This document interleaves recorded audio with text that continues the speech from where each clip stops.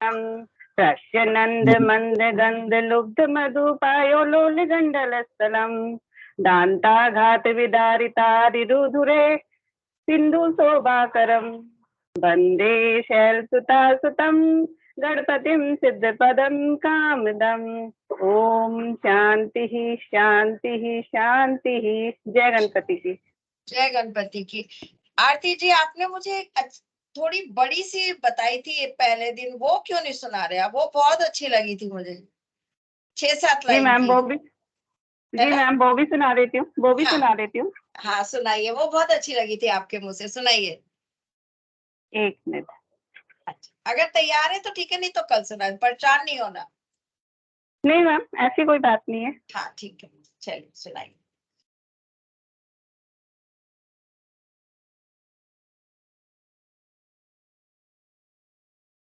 श्री गणेशाय नमः।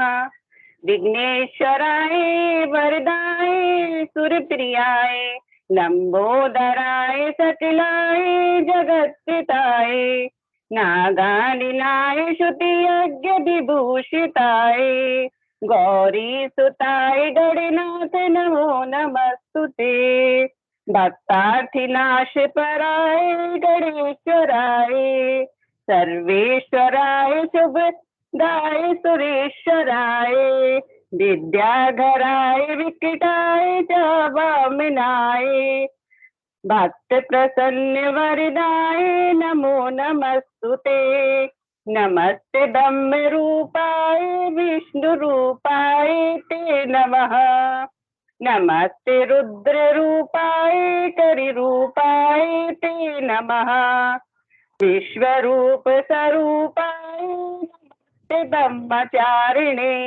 भक्त प्रियाय देवाय नमस्तुभं विनायकः लंबोदर नमस्तुभं सततं मोदक प्रियः विघ्नं कुरु मे देव सर्वकार्येषु सर्वदा त्वां विघ्न शत्रुदलनीति सुंदरेति भक्त प्रियेति सुखदेति फल प्रदेति विद्या प्रदेत्य घेरेति चये स्तुवन्ति तेभ्यों गणेश वरदो भव नित्यमेव।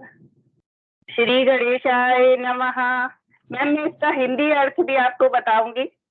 अच्छा ठीक है, कल देखते हैं, है ना? कल बताइएगा आप। अच्छा ठीक है, बहुत अच्छा लगा ये आपका।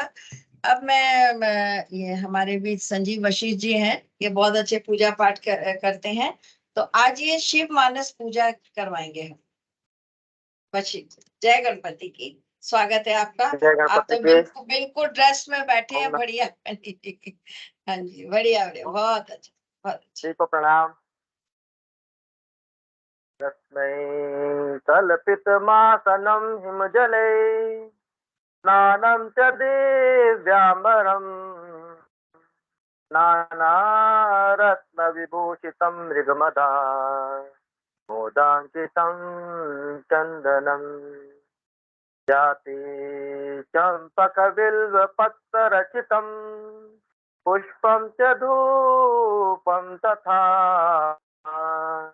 दीपं देवदयानिधे पशुपते कल्पितं गृह्यताम् सौवर्णे नवरत्नखण्डरचिते पात्रे घृतं पायसम् भक्ष्यं पञ्चविधं पयोदधियुतं रम्भाफलं पानकम् शाकानामयुतं जलं रुचिकरं कपूरखण्डोज्ज्वलम् ताम्बूलं मनसा मया विरचितम् अक्षा प्रभो स्वीकुरु छत्रं चामरयोर्युगं व्यजनकं चादर्शकं निर्मलम् वीणाभेरीमृदङ्गकाहलकला गीतं च नृत्यं तथा साष्टाङ्गं प्रणति स्तुतिर्बहुविधा एतत्समस्तं मया संकल्पेन समर्पितं तव विभो पूजां ग्रहाण आत्मा त्वं गिरिजामते सचरा प्राणा शरीरं गृहम् पूजा ते विषयोपभोग रचना निद्रा समाधि स्थितिः संचारः पदयो प्रदक्षिण विधि श्रोत्राणि सर्वाङ्गिरो यद्यत् कर्म करोमि तत्तदखिलम् शम्भो तवाराधना करचरण कृतं वा कायजं कर्मजं वा श्रवणनयनजं वा मानसं वापराधं विहितं वा सर्वमेतत् क्षमस्व जय जय करुणाते श्री महादेव शंभु ओम नमः शिवाय श्री शिवार्पणमस्तु।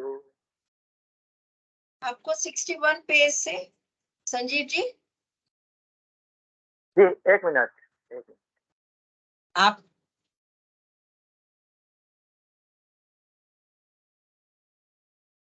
नीरू जी आपने पहले पढ़ने के बाद में अब हाँ जी संजीव जी आप स्टार्ट कर हाँ जी स्टार्ट कर दीजिए। हाँ बाद वाला नीरू जी का है। हाँ जी स्टार्ट कर दीजिए। जी ओम नमः शिवाय। अग्नि यज्ञ, देव यज्ञ और ब्रह्म यज्ञ आदि का वर्णन भगवान शिव के द्वारा सातों वारों का निर्माण तथा उनमें देवराधन से विभिन्न प्रकार के फलों की प्राप्ति का कथन। ऋषियों ने कहा, प्रभो अग्नि यज्ञ, देव यज्ञ, ब्रह्म यज्ञ, पूजा यज्ञ तथा ब्रह्म तृप्ति का हमारे समक्ष क्रमशः वर्णन कीजिए। सूर्य जी बोले, महर्षियों, गृहस्थ पुरुष अग्नि में सायंकाल और प्रातः काल जो चावल आदि द्रव्य की आहुति देता है उसी को अग्नि यज्ञ कहते हैं। जो ब्रह्म यज्ञ आश्रम में स्थित हैं, उन ब्रह्मचारियों के लिए समिधा का आधान भी अग्नि यज्ञ है। वे समिधा का ही अग्नि में हवन करें। ब्राह्मणों, ब्रह्मचर्य आश्रम में निवास करने वाले द्विजियों का जब तक विवाह न हो जाए और वे उपासनाग्नि की प्रतिष्ठा न कर लें तब तक उनके लिए अग्नि में समिधा की आहुति, व्रत आदि का पालन तथा विशेष यजन आदि ही कर्तव्य है। यही उनके लिए अग्नि यज्ञ है। द्विजों, जिन्होंने ब्राह्म अग्नि को विसर्जित करके अपने आत्मा में ही अग्नि का आरोप कर लिया है, ऐसे वानप्रस्थियों और सन्यासियों के लिए यही हवन या अग्नि यज्ञ है कि वे विहित समय पर हितकर, परिमित और पवित्र अन्न का भोजन कर लें। ब्राह्मणों, सायंकाल अग्नि के लिए दी हुई आहुति संपत्ति प्रदान करने वाली होती है, ऐसा जानना चाहिए, और प्रातःकाल सूर्योदय को दी हुई आहुति आयु की वृद्धि करने वाली होती है। यह बात अच्छी तरह समझ लेनी चाहिए। दिन में अग्निदेव सूर्य में ही प्रविष्ट हो जाते हैं, अतः प्रातःकाल सूर्य को दी हुई आहुति भी अग्नि यज्ञ के ही अंतर्गत है। इस प्रकार यह अग्नि यज्ञ का वर्णन किया गया। इंद्र आदि समस्त देवताओं के उद्देश्य से अग्नि में जो आहुति दी जाती है उसे देव यज्ञ कहते हैं। देव यज्ञ समझना चाहिए। थाली पाक आदि यज्ञों को देव यज्ञ ही मानना चाहिए। लौकिक अग्नि में प्रतिष्ठित जो चूड़ाकरण आदि संस्कार निमित्तिक हवन कर्म है, उन्हें भी देव यज्ञ के ही अंतर्गत जानना चाहिए। अब ब्रह्म यज्ञ का वर्णन सुनो। द्विज को चाहिए कि वह देवताओं की तृप्ति के लिए निरंतर ब्रह्म यज्ञ करे। वेदों का जो नित्य अध्ययन या स्वाध्याय होता है उसी को ब्रह्म यज्ञ कहा गया है। प्रातः नित्य कर्म के अनंतर सायंकाल तक ब्रह्म यज्ञ किया जा सकता है, उसके बाद रात में इसका विधान नहीं है। अग्नि के बिना देव यज्ञ कैसे संपन्न होता है, इसे तुम लोग श्रद्धा से और आदर पूर्वक सुनो। सृष्टि के आरंभ में सर्वज्ञ, दयालु और सर्वसमर्थ महादेव जी ने समस्त लोकों के उपकार के लिए वारों की कल्पना की। वे भगवान शिव संसार रूपी रोगों को दूर करने के लिए वैद्य हैं, सबके ज्ञाता तथा समस्त औषधों के भी औषध हैं। उन भगवान ने पहले अपने वार की कल्पना की जो आरोग्य प्रदान करने वाला है। तत्पश्चात अपनी माया शक्ति का वार बनाया जो संपत्ति प्रदान करने वाला है। जन्म काल में दुर्गतिग्रस्त बालक की रक्षा के लिए उन्होंने कुमार के वार की कल्पना की। तत्पश्चात सर्वसमर्थ महादेव जी ने आलस्य और पाप की निवृत्ति तथा समस्त लोगों का हित करने की इच्छा से लोक रक्षक भगवान विष्णु का वार बनाया। इसके बाद सबके स्वामी भगवान शिव ने पुष्टि और रक्षा के लिए आयु करता त्रिलोक सृष्टा परमेश्वरी ब्रह्मा का आयुष कारक वार बनाया जिससे संपूर्ण जगत के आयुष की सिद्धि हो सके।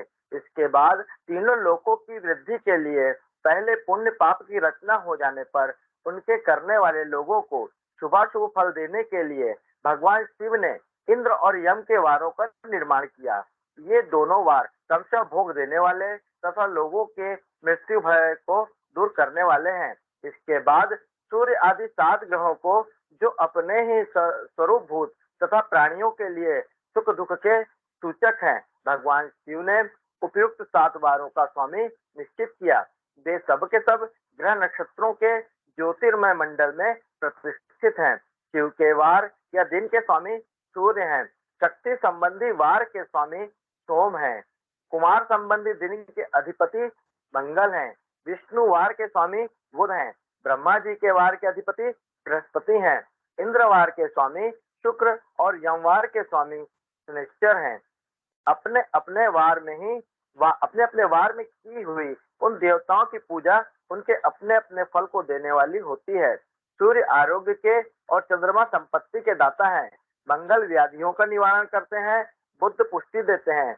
बृहस्पति आयु की वृद्धि करते हैं। शुक्र भोग देते हैं और शनिश्चर मृत्यु का निवारण करते हैं। ये 7 वारों के क्रमशः फल बताए गए हैं जो उन देवताओं की प्रीति से प्राप्त होते हैं। अन्य देवताओं की भी पूजा का फल देने वाले भगवान शिव ही हैं। देवताओं की प्रसन्नता के लिए पूजा की 5 प्रकार की ही पद्धति बनाई गई है। उन देवताओं के मंत्रों का जप यह पहला प्रकार है। उनके लिए होम करना दूसरा, दान करना तीसरा तथा तप करना चौथा प्रकार है। किसी वेदी पर, प्रतिमा में, अग्नि में अथवा ब्राह्मण के शरीर में आराध्य देवता की आराधना करके 16 उपचारों से उनकी पूजा या आराधना करना पांचवा प्रकार है। इनमें पूजा के उत्तरोत्तर आधार श्रेष्ठ हैं। पूर्व के अभाव में उत्तरोत्तर आधार का अवलंबन करना चाहिए। दोनों नेत्रों तथा मस्तक के रोग में और कुष्ठ रोग की शांति के लिए भगवान सूर्य की पूजा करके ब्राह्मणों को भोजन कराएं। तदनंतर एक दिन, एक मास, एक वर्ष अथवा 3 वर्ष तक लगातार ऐसा साधन करना चाहिए। इससे यदि प्रबल प्रारब्ध का निर्माण हो जाए तो रोग एवं जरा आदि रोगों का नाश हो जाता है।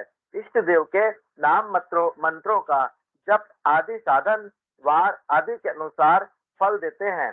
रविवार को सूर्यदेव के लिए, अन्य देवताओं के लिए तथा ब्राह्मणों के लिए विशिष्ट वस्तु अर्पित करें। यह साधन विशिष्ट फल देने वाला होता है तथा इसके द्वारा विशेष रूप से पापों की शांति होती है। सोमवार को विद्वान पुरुष संपत्ति की प्राप्ति के लिए लक्ष्मी आदि की पूजा करें तथा सपत्नीक ब्राह्मणों को घृत पक्व अन्न का भोजन कराएं। मंगलवार को रोगों की शांति के लिए काली आदि की पूजा करें तथा उड़द, मूंग एवं अरहर की दाल आदि से युक्त अन्न ब्राह्मणों को भोजन कराएं।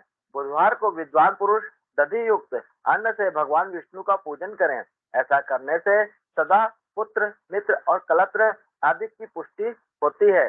जो दीर्घायु होने की इच्छा रखता हो वह गुरुवार को देवताओं की पुष्टि के लिए वस्त्र, यज्ञोपवीत तथा घृत मिश्रित खीर से यजन पूजन करे। भोगों की प्राप्ति के लिए शुक्रवार को एकाग्र चित्र होकर देवताओं का पूजन करें और ब्राह्मणों की तृप्ति के लिए षडरस युक्त अन्न दें। इसी प्रकार स्त्रियों की प्रसन्नता के लिए सुंदर वस्त्र आदि का विधान करें। शनिश्चर अपमृत्यु का निवारण करने वाला है। उस दिन बुद्धिमान पुरुष रुद्र आदि की पूजा करें। तिल के होम से, दान से देवताओं को संतुष्ट करके ब्राह्मणों को तिल मिश्रित अन्न भोजन कराएं। जो इस तरह देवताओं की पूजा करेगा वह आरोग्य आदि फल का भागी होगा। देवताओं के नित्य पूजन, विशेष पूजन, स्नान, दान, जप, होम तथा ब्राह्मण तर्पण आदि में एवं रवि आदि वारों में विशेष तिथि और नक्षत्रों का योग प्राप्त होने पर विभिन्न देवताओं के पूजन में सर्वज्ञ जगदीश्वर भगवान शिव ही उन उन देवताओं के रूप में पूजित हों, सब लोगों को आरोग्य आदि फल प्रदान करते हैं। देश, काल, पात्र, द्रव्य, श्रद्धा एवं लोक के अनुसार उनके तारतम्य क्रम का ध्यान रखते हुए महादेव जी की आराधना करने वाले लोगों को आरोग्य आदि फल देते हैं। शुभ मांगलिक कर्म के आरंभ में और अशुभ अंत्येष्टि आदि कर्म के अंत में तथा जन्म नक्षत्रों के आने पर गृहस्थ पुरुष अपने घर में आरोग्य आदि की समृद्धि के लिए सूर्य आदि ग्रहों का पूजन करे। इससे सिद्ध है कि देवताओं का यजन संपूर्ण अभिष्ट वस्तुओं को देने वाला है। ब्राह्मणों का देव यजन कर्म वैदिक मंत्र के साथ होना चाहिए। यहाँ ब्राह्मण शब्द क्षत्रिय और वैश्य का भी उपलक्षण है। शूद्र आदि दूसरों का देव यज्ञ तांत्रिक विधि से होना चाहिए। शुभ फल की इच्छा रखने वाले मनुष्यों को सातों ही दिन अपनी शक्ति के अनुसार सदा देव पूजन करना चाहिए। निर्धन मनुष्य तपस्या, व्रत आदि के कष्ट सहन द्वारा और धन के द्वारा देवताओं की आराधना करे। वह बार बार श्रद्धा पूर्वक इस तरह के धर्म का अनुष्ठान करता है और बारंबार पुण्य लोक में नाना प्रकार के फल भोग कर पुनः इस पृथ्वी पर जन्म ग्रहण करता है। धनवान पुरुष सदा भोग सिद्धि के लिए मार्ग में वृक्षादि लगाकर लोगों के लिए छाया की व्यवस्था करे। जलाशय, कुआं, बावली और पोखरें बनवाएं। वेद शास्त्रों की प्रतिष्ठा के लिए पाठशाला का निर्माण करे तथा अन्य प्रकार से भी धर्म का संग्रह करता रहे। धनी को यह सब कार्य सदा ही करते रहना चाहिए। समयानुसार पुण्य कर्मों के परिपाक से अंतःकरण शुद्ध होने पर ज्ञान की सिद्धि हो जाती है। जो इस अध्याय को सुनता पढ़ता अथवा सुनने की व्यवस्था करता है उसे देव यज्ञ का फल प्राप्त होता है। ओम नमः शिवाय। चतुर्थो अध्याय। श्री शिवार्पणमस्तु। देश, काल, पात्र और दान आदि का विचार। ऋषियों ने कहा, समस्त पदार्थों के ज्ञाताओं में श्रेष्ठ सूर्य जी, अब आप क्रमशः देश, काल आदि का वर्णन करें। सूर्य जी बोले, महर्षियों, देव यज्ञ आदि कर्मों में अपना शुद्ध ग्रह समान फल देने वाला होता है, अर्थात अपने घर में किए हुए देव यज्ञ आदि शास्त्रोक्त फल को सम मात्रा में देने वाले होते हैं।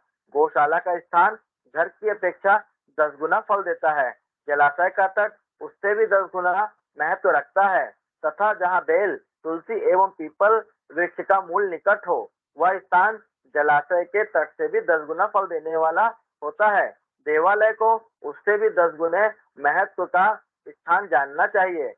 देवालय से भी 10 गुना महत्व रखता है। तीर्थ भूमि का तट उससे 10 गुना श्रेष्ठ है। नदी का किनारा उससे 10 गुना उत्कृष्ट है। तीर्थ नदी का तट और उससे भी 10 गुना महत्व रखता है।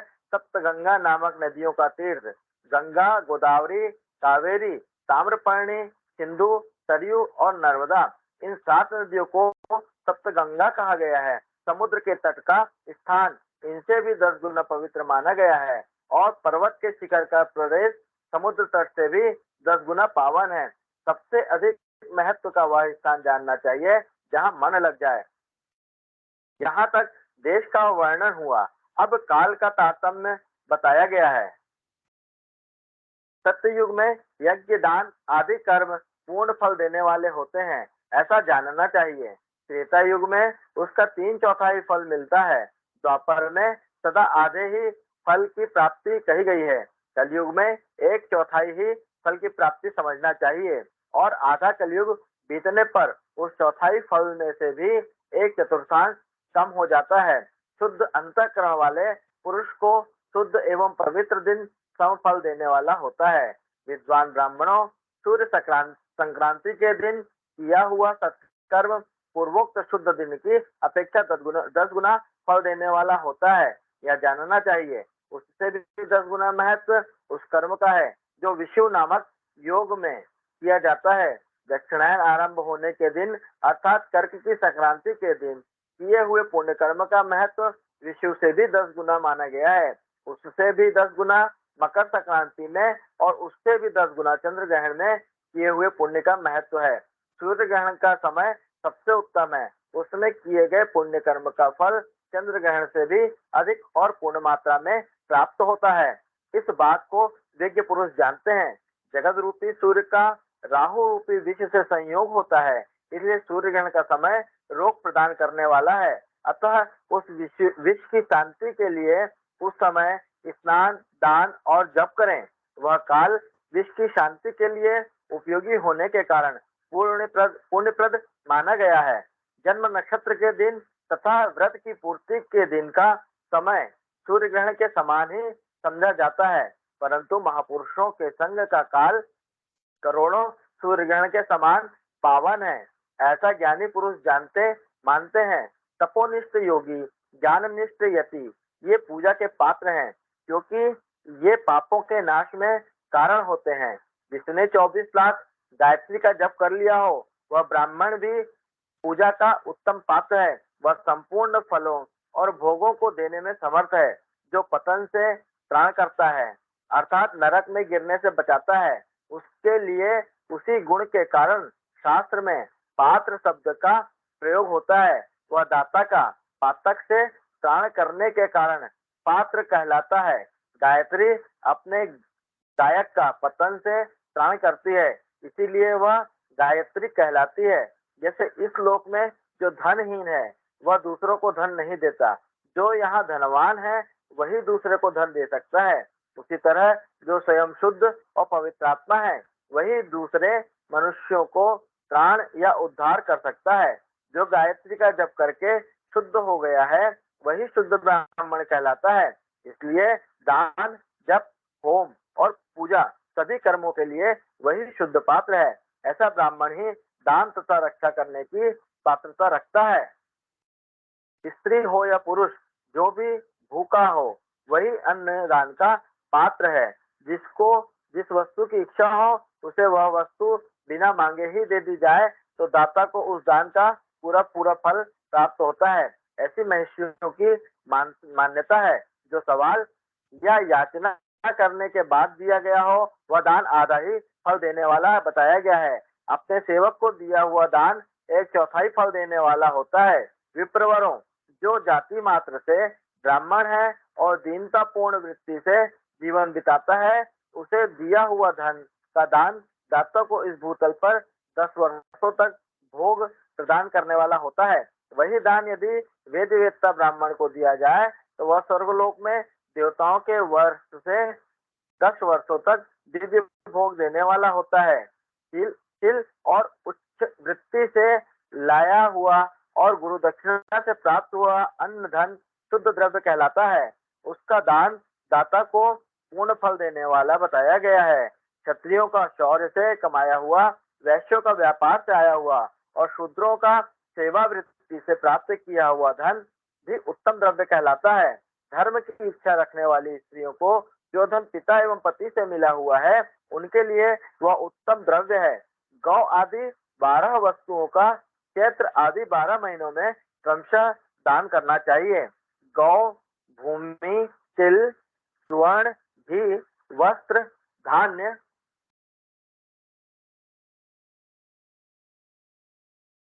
गुड़, चांदी, नमक, कोहड़ा और कन्या, यही वे 12 वस्तुएं हैं।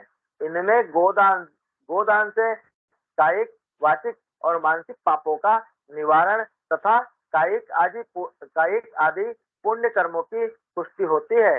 ब्राह्मणों, भूमि का दान इहलोक और परलोक में प्रतिष्ठा, आश्रय की प्राप्ति कराने वाला है। तिल का दान बलवर्धक एवं मृत्यु का निवारक होता है। सुवर्ण का दान जठराग्नि को बढ़ाने वाला तथा वीर्यदायक है। घी का दान पुष्टिकारक होता है।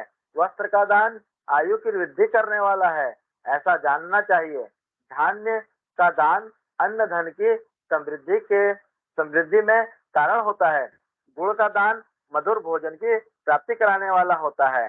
चांदी के दान से वीर की वृद्धि होती है। लवण का दान षड्रस भोजन की प्राप्ति कराता है। सब प्रकार का दान सारी समृद्धि की सिद्धि के लिए होता है। विज्ञ पुरुष कुष्मांड के दान को पुष्टिदायक मानते हैं। कन्या का दान आजीवन भोग देने वाला कहा गया है। ब्राह्मणों व लोक और परलोक में भी संपूर्ण भोगों की प्राप्ति कराने वाला है।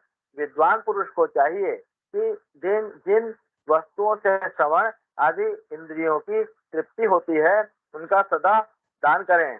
श्रोत्र आदि 10 इंद्रियों के जो शब्द आदि 10 विषय हैं उनका दान किया जाए तो वे भोगों की प्राप्ति कराते हैं तथा दिशा आदि इंद्रिय देवताओं को संतुष्ट करते हैं।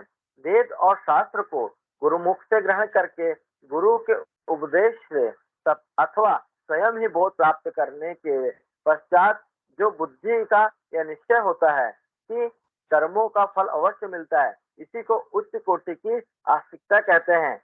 भाई बंधु अथवा राजा के भय से जो आस्तिकता बुद्धि या श्रद्धा होती है वह कनिष्ठ श्रेणी की आस्तिकता है जो सर्वथा दरिद्र है। इसलिए जिसके पास सभी वस्तुओं का अभाव है वह वाणी अथवा कर्म शरीर द्वारा यजन करे। मंत्र स्त्रोत और जप आदि को वाणी द्वारा किया गया यजन समझना चाहिए तथा तीर्थ यात्रा और व्रत आदि को विद्वान पुरुष शारीरिक यजन मानते हैं। जिस किसी भी उपाय से थोड़ा हो या बहुत देवतार्पण बुद्धि से जो कुछ भी दिया अथवा किया जाए वह दान या सत्कर्म भोगों की प्राप्ति कराने में समर्थ होता है। तपस्या और दान ये 2 कर्म मनुष्य को सदा करने चाहिए तथा ऐसे ग्रह का दान करना चाहिए जो अपने वर्ण चमक दमक या सफाई और गुण सुख सुविधा से सुशोभित हो। बुद्धिमान पुरुष देवताओं की तृप्ति के लिए जो कुछ देते हैं वह अतिशय मात्रा में और सब प्रकार के भोग प्रदान करने वाला होता है। उस दान से विद्वान पुरुष इहलोक और परलोक में उत्तम जन्म और सदा सुलभ होने वाला भोग पाता है। ईश्वरार्पण बुद्धि से यज्ञ दान आदि कर्म करके मनुष्य मोक्ष फल का भागी होता है। ओम नमः शिवाय। अस्य पंचदशोध्याय श्री शिवार्पणमस्तु। ओम नमः शिवाय। हाँ जी, अब ये नीरू मल्होत्रा जी पढ़ेंगे। धन्यवाद ऋषि जी, आपने बहुत अच्छा सुनाया, बहुत अच्छा, मजा आ गया आपकी आवाज सुन के। इसके बाद मैं दिशा मनावत जी को बुलाती हूँ कि वो आए रुद्राष्टक का पाठ करें। दिशा मनावत जी आइए। दिशा जी आप हैं? जी जी जी, जय गणपति के मैम। हाँ, जय गणपति। आइए, वीडियो ऑन करिए, अपने दर्शन कराइए और अच्छा सा सुरीली आवाज में सुनाइए। जी रुद्राष्टक पाठ।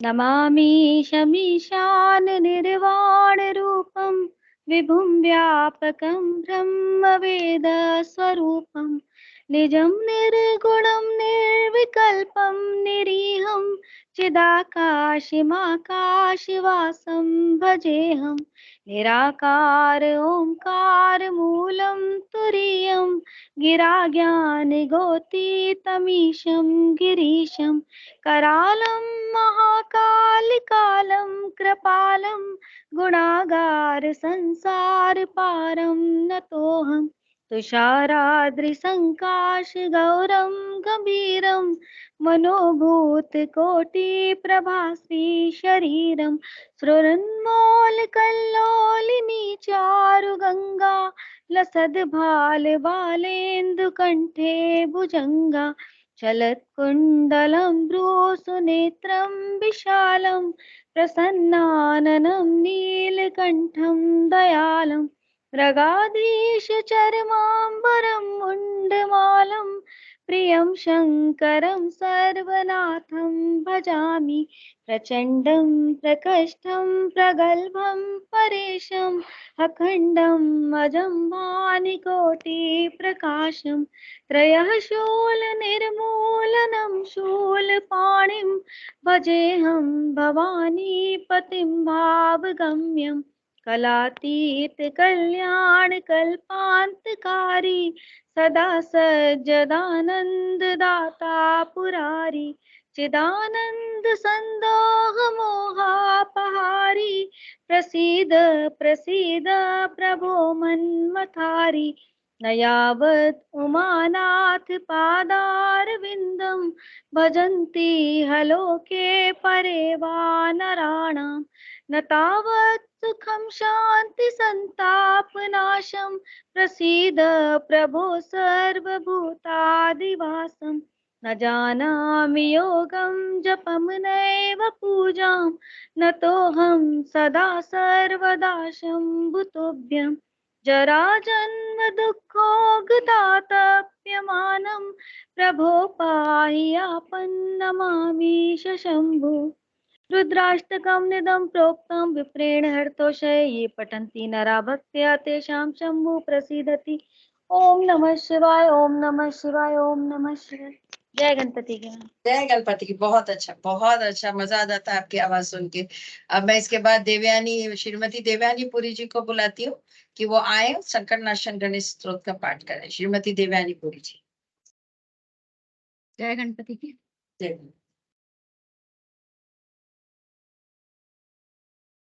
श्री गणेशाय नमः। नारद उवाच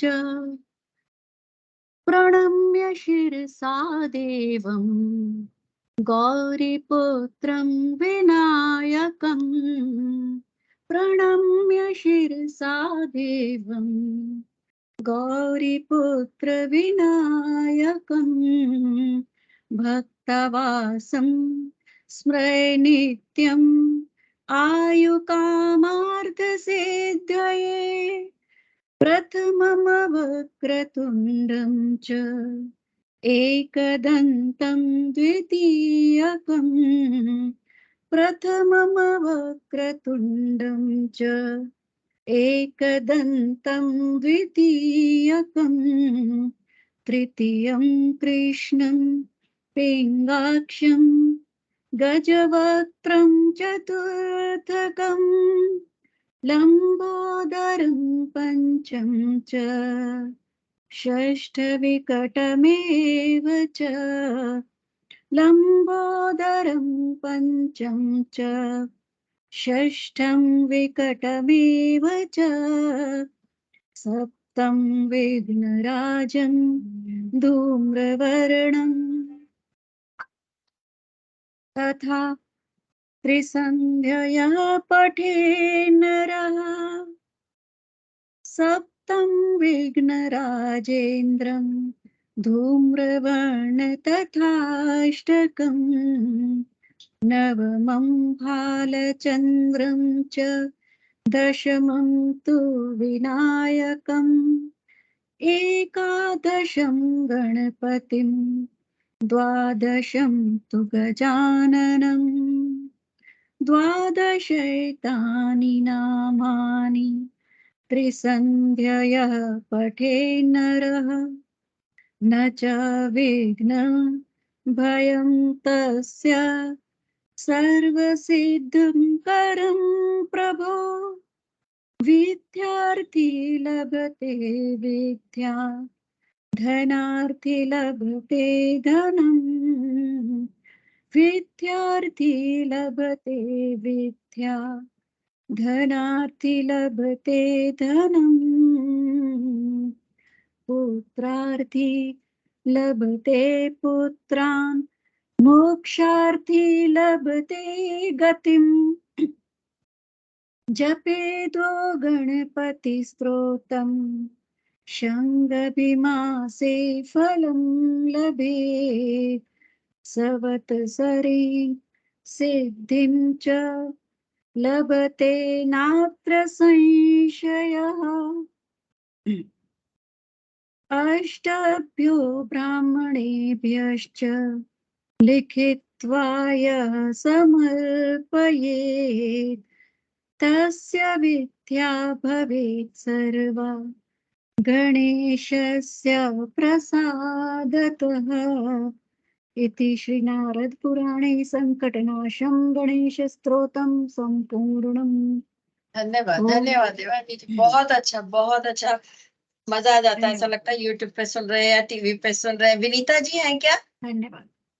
विनीता जी हैं? हाँ, जय गणपति की मैम। हाँ जय गणेश। देवयानी जी आपके लिए गिफ्ट है विनीता जी की तरफ से, सुनिए वो क्या कहना। विनीता जी बोलिए, जो आपने जी मेरे को जी मैसेज बिल्कुल। किया था वो बोलिए।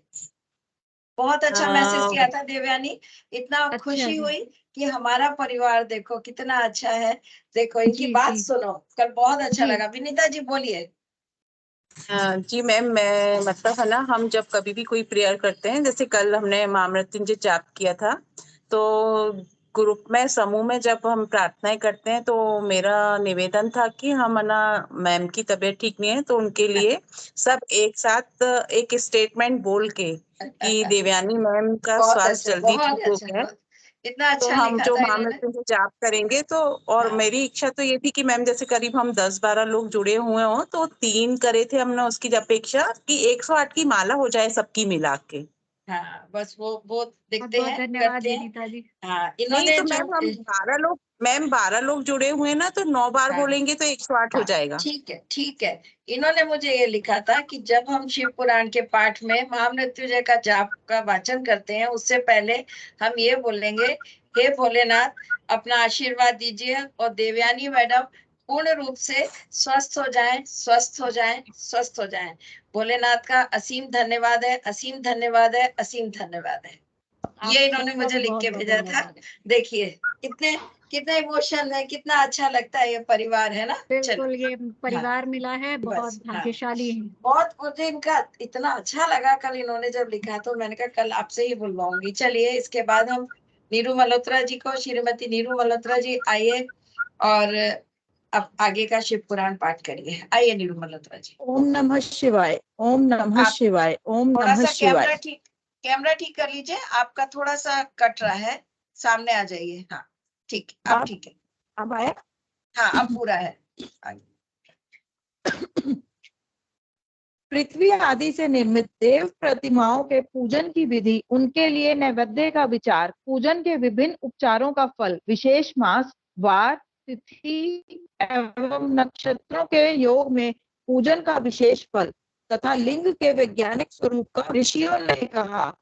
साधु शिरोमणे, अब आप पार्थिव प्रतिमा की पूजन का विधान बतलाइए, जिससे समस्त अभीष्ट वस्तुओं की प्राप्ति होती है। सूत जी बोले, महर्षियों, तुम लोगों ने बहुत उत्तम बात पूछी है। पार्थिव प्रतिमा का पूजन सदा संपूर्ण मनोरथों को देने वाला है तथा दुख का तत्काल निवारण करने वाला है। मैं उसका वर्णन कर, तुम लोग उसको ध्यान देकर सुनो। पृथ्वी आदि की बनी हुई देव प्रतिमाओं की पूजा इस भूतल पर अभीष्टदायक मानी गई है। निश्चय ही इसमें पुरुषों का और स्त्रियों का भी अधिकार है। नदी, पोखरे अथवा कुएं में प्रवेश करके पानी के भीतर से मिट्टी ले आए, फिर गंध चूर्ण के द्वारा उसका संशोधन करें, फिर शुद्ध मंडप में रखकर उसे महीन पीसें और सांझ के बाद हाथ से प्रतिमा बनाएं और दूध से उसका सुंदर संस्कार करें। उस प्रतिमा में अंग प्रत्यंग अच्छी तरह प्रकट हो और वह सब प्रकार के अस्त्र शस्त्रों से संपन्न बनाई गई हो। तदंतर उसे पद्मासन पर स्थापित करके आदर पूर्वक उसका पूजन करें। गणेश, सूर्य, विष्णु, दुर्गा और शिव का एवं शिवलिंग का द्विज को सदा पूजन करना चाहिए।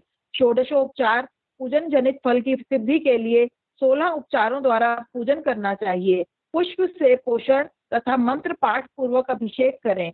अगहनी के चावल से नैवेद्य तैयार करें। सारा नैवेद्य एक कुडव लगभग पाव भर होना चाहिए। घर में पार्थिव पूजन के लिए एक कुडव और बाहर किसी मनुष्य द्वारा स्थापित शिवलिंग के पूजन के लिए एक प्रस्थ यानी कि सेर भर नैवेद्य तैयार करना आवश्यक है, ऐसा जानना चाहिए। देवताओं द्वारा स्थापित शिवलिंग के लिए 3 सेर नैवेद्य अर्पित करना उचित है और स्वयं प्रकट हुए स्वयंभू लिंग के लिए 5 सेर। ऐसा करने पर पूर्ण फल की प्राप्ति समझनी चाहिए। इस प्रकार सहस्त्र बार पूजा करने से द्विज सत्य लोक को प्राप्त कर लेता है।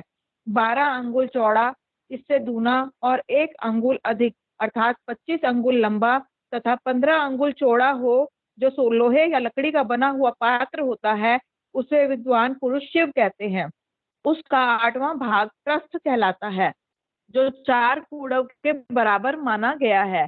मनुष्य द्वारा स्थापित शिवलिंग के लिए 10 प्रस्थ, ऋषियों द्वारा स्थापित शिवलिंग के लिए 100 प्रस्थ और स्वयंभू शिवलिंग के लिए 1 सहस्त्र प्रस्थ नैवेद्य निवेदन किया जाए तथा जल, तेल आदि एवं गंध द्रव्यों की भी यथा योग्य मात्रा रखी जाए तो यह उन शिवलिंगों की महापूजा बताई जाती है।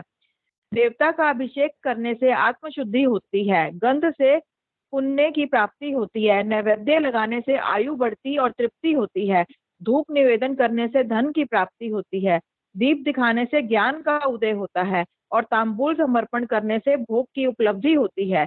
इसलिए स्नान आदि 6 उपचारों को यत्न पूर्वक अर्पित करें। नमस्कार और जप ये दोनों संपूर्ण अभीष्ट फल को देने वाले हैं। इसलिए भोग और मोक्ष की इच्छा रखने वाले लोगों को पूजा के अंत में सदा ही जप और नमस्कार करने चाहिए। मनुष्य को चाहिए कि वह सदा पहले मन से पूजा करके फिर उन उपचारों से करे। देवताओं की पूजा से उन देवताओं के लोकों की प्राप्ति होती है। तदंतर उनके अवान्तर लोक में भी यथेष्ट भोग की वस्तुएं उपलब्ध होती हैं। अब मैं देव पूजा से प्राप्त होने वाले विशेष फलों का वर्णन करता हूँ। द्विजो, तुम लोग श्रद्धा पूर्वक सुनो। विघ्न राज गणेश की पूजा से भूतल में उत्तम अभीष्ट वस्तु की प्राप्ति होती है। शुक्रवार को श्रावण और भाद्रपद मास के शुक्ल पक्ष की चतुर्थी को और पौष मास में शतमिषा नक्षत्र के आने पर विधि पूर्वक गणेश जी की पूजा करनी चाहिए। 100 या सहस्त्र दिनों में 100 या सहस्त्र बार पूजा करें। देवता और अग्नि में श्रद्धा रखते हुए किया जाने वाला उनका नित्य पूजन मनुष्यों को पुत्र एवं अभीष्ट वस्तु प्रदान करता है। वह समस्त पापों का शमन तथा भिन्न भिन्न दुष्कर्मों का विनाश करने वाला है। विभिन्न वारों में की हुई शिव आदि की पूजा को आत्मशुद्धि प्रदान करने वाली समझना चाहिए। वार या दिन, तिथि, नक्षत्र और योगों का आधार है, समस्त कामनाओं को देने वाला है। उसमें वृद्धि और क्षय नहीं होता, इसलिए उसे पूर्ण ब्रह्म स्वरूप मानना चाहिए। सूर्योदय काल से लेकर सूर्योदय काल आने तक एक वार की स्थिति मानी गई है, जो ब्राह्मण आदि सभी वर्ण के कर्मों का आधार है। विहित तिथि के पूर्व भाग में की हुई देव पूजा मनुष्यों को पूर्ण भोग प्रदान करने वाली होती है। यदि मध्याह्न के बाद तिथि का आरंभ होता है तो रात्रि युक्त तिथि का पूर्व भाग पितरों के लिए श्राद्ध आदि कर्म के लिए उत्तम बताया जाता है। ऐसी तिथि का परभाग ही दिन से युक्त होता है, अतः वही देव कर्म के लिए प्रशस्त माना गया है। यदि मध्याह्न काल तक तिथि रहे तो उदय व्यापनी तिथि को ही देव कार्य में ग्रहण करना चाहिए। इसी तरह शुभ तिथि एवं नक्षत्र आदि ही देव कार्य में ग्राह्य होते हैं। वार आदि का भली भांति विचार करके पूजा और तप आदि करने चाहिए। वेदों में पूजा शब्द के अर्थ की इस प्रकार योजना की गई है। पूज्यार्थे अनेन इति पूजा, यह पूजा शब्द की व्युत्पत्ति है। पूह का अर्थ है भोग और फल की सिद्धि। वह जिस कर्म से संपन्न होती है उसका नाम पूजा है। मनोवांछित वस्तु तथा ज्ञान ये ही अभीष्ट वस्तुएं हैं। सकाम भाव वाले को अभीष्ट भोग अपेक्षित होता है और निष्काम भाव वाले को अर्थ परमार्थिक ज्ञान, ये दोनों ही पूजा शब्द के अर्थ हैं। इनकी योजना करने से ही पूजा शब्द की सार्थकता है। इस प्रकार लोक और वेद में पूजा शब्द का अर्थ विख्यात है। नित्य और नैमित्तिक कर्म कालांतर में फल देते हैं, किंतु काम्य कर्म का यदि भली भांति अनुष्ठान हुआ हो तो यह तत्काल फल होता है। प्रतिदिन एक पक्ष, एक मास और एक वर्ष तक लगातार पूजन करने से उन कर्मों के फल प्राप्ति होती है और उनसे वैसे ही पापों का क्षय होता है। प्रत्येक मास के कृष्ण पक्ष की चतुर्थी तिथि को की हुई महागणपति की पूजा एक पक्ष के पापों का नाश करने वाली और एक पक्ष तक उत्तम भोग रूपी फल देने वाली होती है। चैत्र मास में चतुर्थी को की हुई पूजा एक मास तक किए हुए पूजन का फल देने वाली होती है और जब सूर्य सिंह राशि पर स्थित हो उस समय भाद्रपद मास की चतुर्थी को की हुई गणेश की पूजा एक वर्ष तक मनोवांछित भोग प्रदान कर ऐसा जानना चाहिए।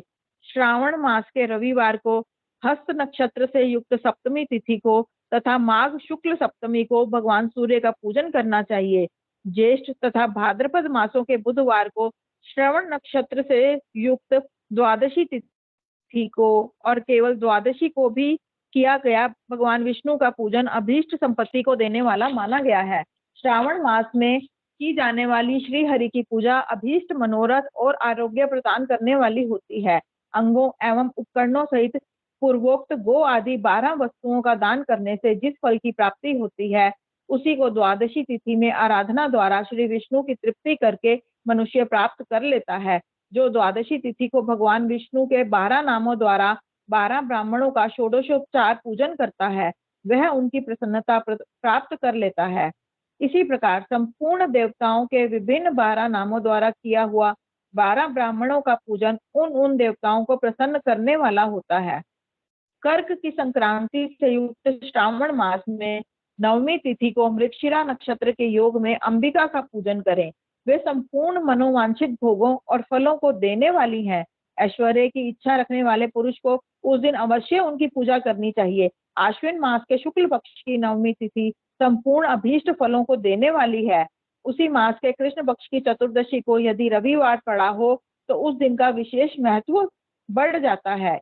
उसके साथ ही यदि आद्रा और महाआद्रा सूर्य संक्रांति से युक्त आद्रा का योग हो तो उक्त अवसरों पर की हुई शिव पूजा का विशेष महत्व माना गया है। माघ कृष्ण चतुर्दशी को की हुई शिव जी की पूजा संपूर्ण अभीष्ट फल को देने वाली है। वह मनुष्यों की आयु बढ़ाती, मृत्यु तुल्य कष्ट को दूर हटाती और समस्त सिद्धियों की प्राप्ति कराती है। ज्येष्ठ मास में चतुर्दशी को यदि महा का योग हो तथा मार्गशीर्ष मास में किसी भी तिथि को यदि आद्रा नक्षत्र हो तो उस अवसर पर विभिन्न वस्तुओं की बनी हुई मूर्ति के रूप में शिव की जो 16 उपचारों से पूजा करता है, उस पुण्यात्मा के चरणों का दर्शन करना चाहिए। भगवान शिव की पूजा मनुष्यों को भोग और मोक्ष देने वाली है, ऐसा जानना चाहिए। कार्तिक मास में प्रत्येक वार और तिथि आदि में महादेव की पूजा का विशेष महत्व है। कार्तिक मास आने पर विद्वान पुरुष दान, तप, होम, जप और नियम आदि के द्वारा समस्त देवताओं का षोडशोपचार से पूजन करें। उस पूजन में देव प्रतिमा, ब्राह्मण तथा मंत्रों का उपयोग आवश्यक है। ब्राह्मणों को भोजन कराने से भी वह पूजन कर्म संपन्न होता है। पूजक को चाहिए कि वह कामनाओं को त्याग कर पीड़ा रहित शांत हो, देवा तत्पर रहे। कार्तिक मास में देवताओं का यजन पूजन समस्त भोगों को देने वाला, व्याधियों को हर लेने वाला तथा भूतों और ग्रहों का विनाश करने वाला है। कार्तिक मास के रविवार को भगवान सूर्य की पूजा करने और तेल तथा सूती वस्त्र देने से मनुष्य के कोढ़ आदि रोगों का नाश होता है। हरे, काली मिर्च, वस्त्र और खीरा आदि का दान ब्राह्मणों की प्रतिष्ठा करने से श्रेय के रोग का नाश होता है। दीप और सरसों के दान से मिर्गी का रोग मिट जाता है। कृत्तिका नक्षत्र से युक्त सोमवार को किया हुआ शिवजी का पूजन मनुष्यों के महान दारिद्र्य को मिटाने वाला और संपूर्ण संपत्तियों को देने वाला है। घर की आवश्यक सामग्रियों के साथ ग्रह और क्षेत्र आदि का दान करने से भी उक्त फल की प्राप्ति होती है। कृत्तिका युक्त मंगलवारों को श्री स्कंद का पूजन करने से तथा दीपक एवं घंटा आदि का दान देने से मनुष्यों को शीघ्र ही वाक सिद्धि प्राप्त हो जाती है। उनके मुंह से निकली हुई हर एक बात सत्य होती है।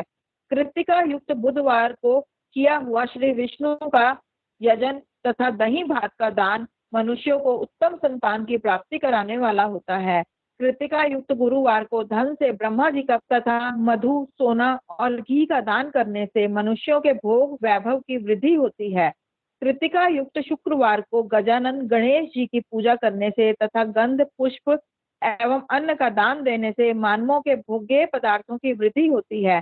जिस दिन सोना, चांदी आदि का दान करने से बंध्या को भी उत्तम, उस दिन सोना, चांदी आदि का दान करने से बंध्या आदि को भी उत्तम पुत्र की प्राप्ति होती है। कृत्तिका युक्त शनिवारों को दिक्पालों की वंदना, दिग्गजों, नागों और सेतुपालों का पूजन, त्रिनेत्रधारी रुद्र, पापहारी विष्णु तथा ज्ञानदाता ब्रह्मा का आराधन और धन्वंतरी एवं दोनों अश्विनी कुमारों का पूजन करने से रोग, दुर्मृत्यु एवं अकाल मृत्यु का निवारण होता है तथा तात्कालिक व्याधियों की शांति हो जाती है। नमक, लोहा, तेल और उड़द आदि का त्रिकटु, सौंठ, पीपल और गोल मिर्च, फल, गंध और जल आदि का तथा घृत आदि द्रव्य पदार्थों का और स्वर्ण, मोती आदि कठोर वस्तुओं का भी दान देने से स्वर्ग लोक की प्राप्ति होती है।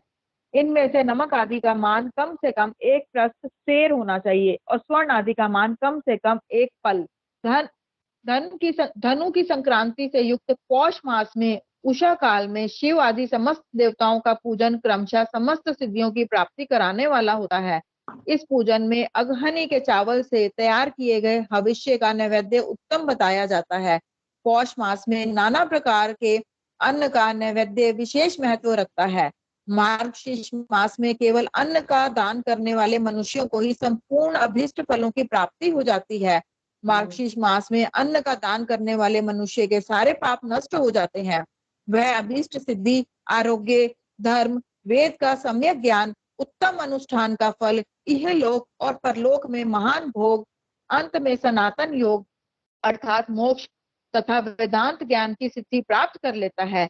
जो भोग की इच्छा रखने वाला है वह मनुष्य मार्गशीर्ष मास आने पर कम से कम 3 दिन भी उषा काल में अवश्य देवताओं का पूजन करे और पौष मास को पूजन से खाली ना जाने दे। उष काल से लेकर संगम काल तक ही पौष मास में पूजन का विशेष महत्व बताया गया है। पौष मास में पूरे महीने भर जितेंद्रिय और निराहार रहकर द्विज प्रातः काल से मध्याह्न काल तक वेद माता गायत्री का जप करें। तत्पश्चात रात को सोने के समय तक पंचाक्षर आदि मंत्रों का जप करें। ऐसा करने वाला ब्राह्मण ज्ञान पाकर शरीर छूटने के बाद मोक्ष प्राप्त कर लेता है। द्विजेतर नर नारियों को त्रिकाल स्नान और पंचाक्षर मंत्र के ही निरंतर जप से विशुद्ध ज्ञान प्राप्त हो जाता है। इष्ट मंत्रों का सदा जप करने से बड़े पापों का भी नाश हो जाता है। सारा चराचर जगत बिंदु नाद स्वरूप है। बिंदु शक्ति है और नाद शिव। इस तरह यह जगत शिव शक्ति स्वरूप ही है। नाद बिंदु का और बिंदु इस जगत का आधार है।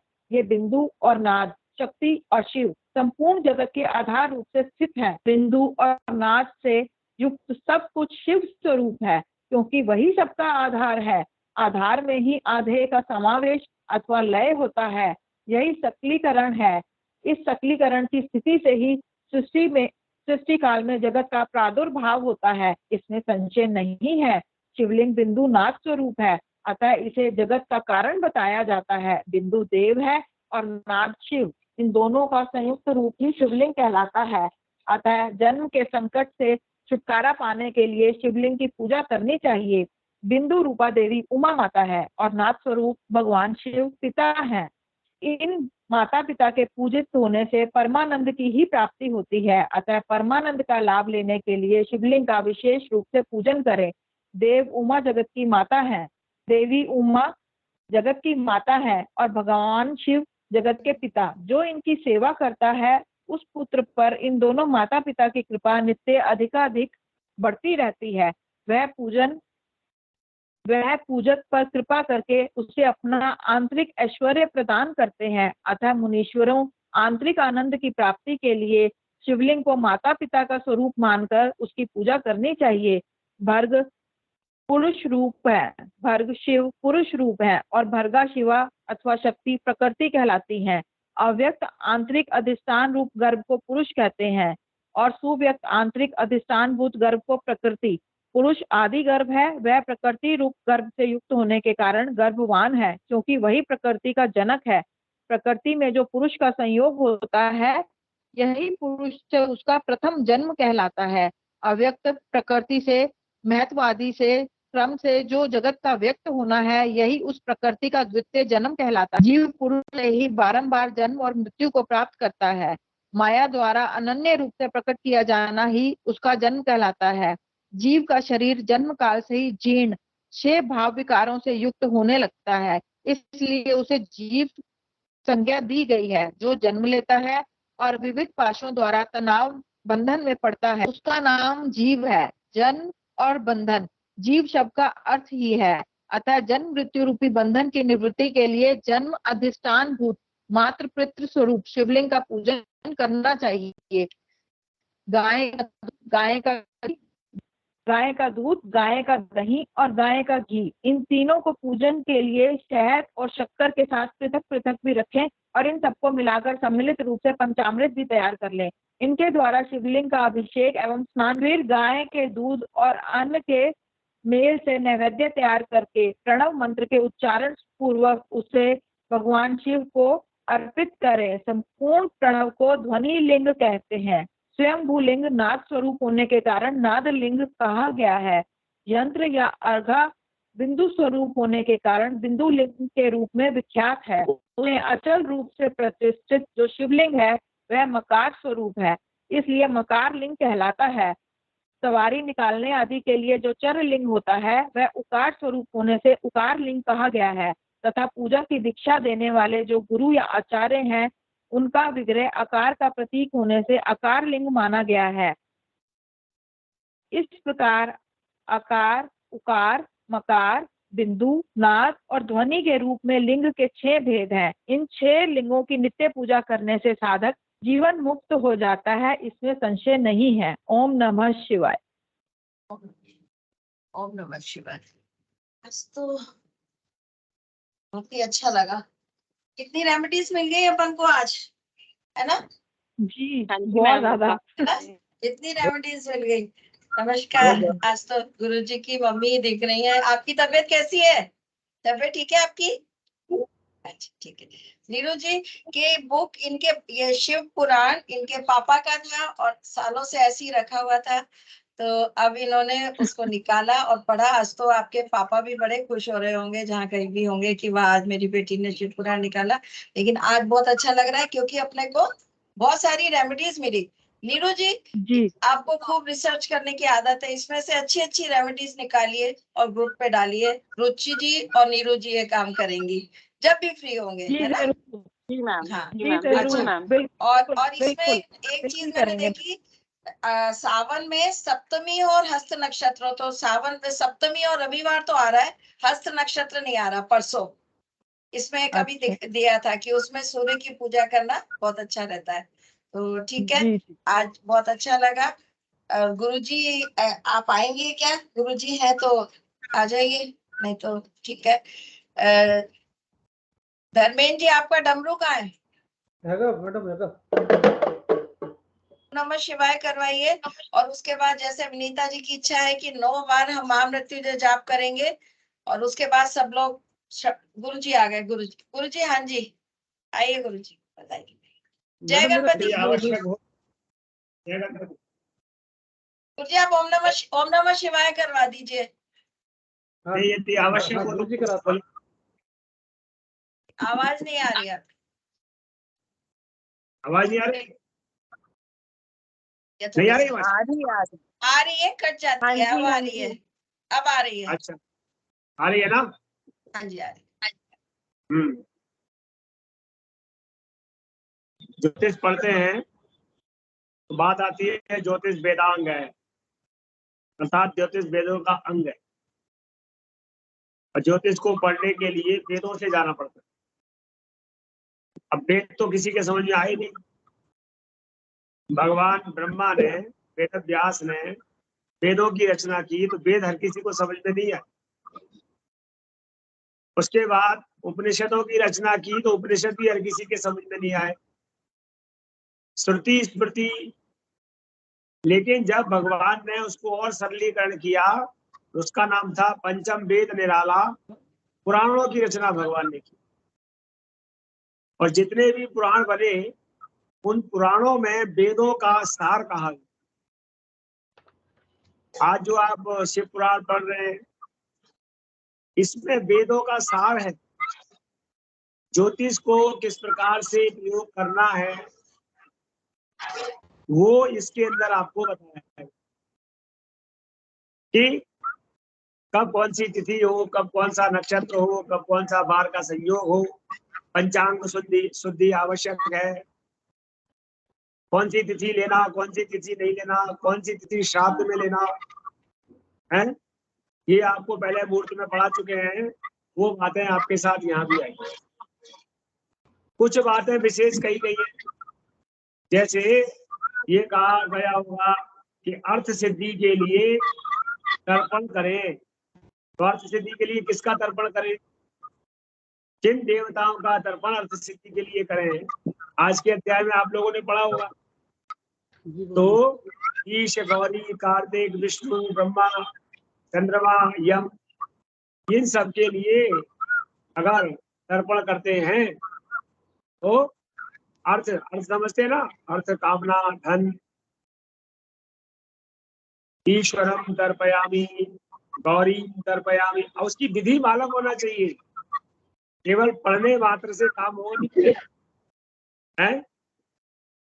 एक बात और आई होगी, कैसे ब्राह्मण से पूजा कराएं? योग्य ब्राह्मण कौन? उन्होंने कहा जिसने 24 लाख गायत्री मंत्र का जप दिया हो वो अधिकारी है। उसके द्वारा यदि आप कोई पूजा पाठ अनुष्ठान कराते हैं तो उसकी सिद्धि होगी। और ब्राह्मण आया जिसने 24 मंत्र की गायत्री नहीं की, तिलक चंदन ललाट लगा करके और अपना स्वरूप बना करके आपके पास आ गया और आपने कहा कि ब्राह्मण देवता हमारा सब कार्य हो जाए, तो पहले उसने अपने आप को सिद्ध नहीं किया है, आपका कार्य कैसे करें?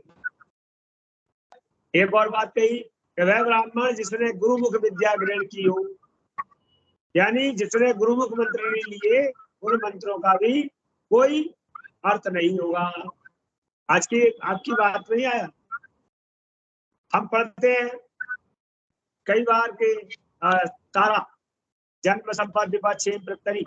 तो आज आपके सामने जन्म के तारे की बात आई। उनका जन्म का तारा सूर्य ग्रहण के विषुव के तरह है, उसका फल जो है उसकी तरह।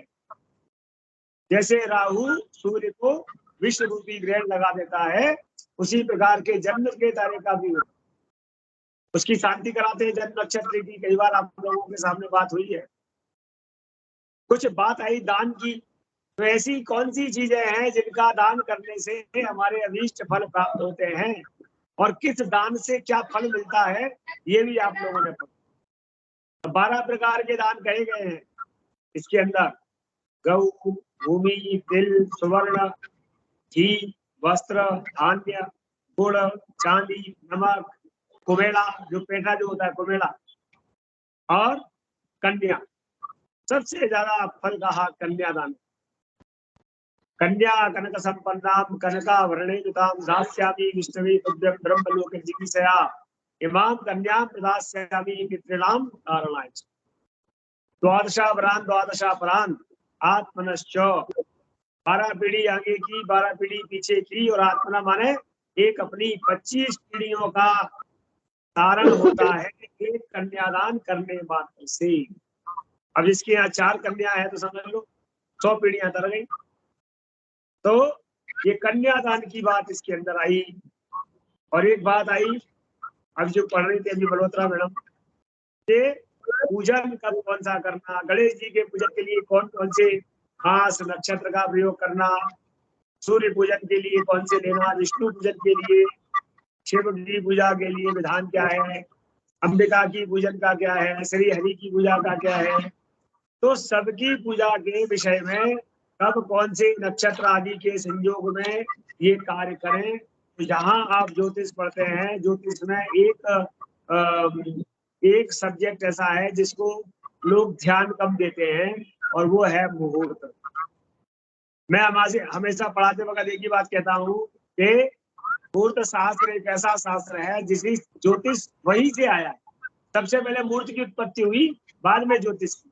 ज्योतिषी के पास मुहूर्त पूछने जाते थे और कई बार अम्मा दादी कहती थी न जाने किस मुहूर्त में पैदा हो गया। तो इसका मतलब मुहूर्त का बहुत बड़ा महत्व है कि मुहूर्त में कोई चीज उत्पन्न हुई है, मुहूर्त में हुआ है, तो उस मुहूर्त का संयोग यदि अच्छा है उसके फल भी अच्छे हैं। तो शिव पुराण और शिव पुराण के बाद भी मैं तो कहूंगा यदि आप बार बार अनेक पुराण पढ़ेंगे तो आप में आपको ज्योतिष के जो रहस्य छुपे हुए हैं, जिनमें आपको लगता है कि हमारा भला कैसे होगा, तो ज्योतिष सीखने से भला कम होगा। ज्योतिष का सीखने के बाद प्रयोग कैसे किया जाए और किससे कराया जाए, कौन उसका अधिकारी है और कब किया जाए और कैसे किया जाए, ये सब यदि जान ले देश काल पात्र के अनुसार निश्चित ही संसार में सभी का कल्याण हो। जय गणपति। जय। गुरु जी महामृत्युंजय जाप करवा दीजिए।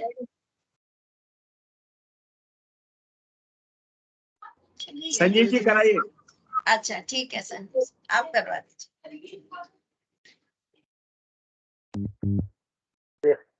जैसा आप ये तो 9 बार कर रहे हैं ना? गुरु जी बता दें जैसे करना है, जितनी बार करना। हाँ हाँ 9 बार बोल लीजिए बराबर। 9 बार कर लीजिए। एक जना माइक में बोले, बाकी माइक बंद कर दो। अच्छा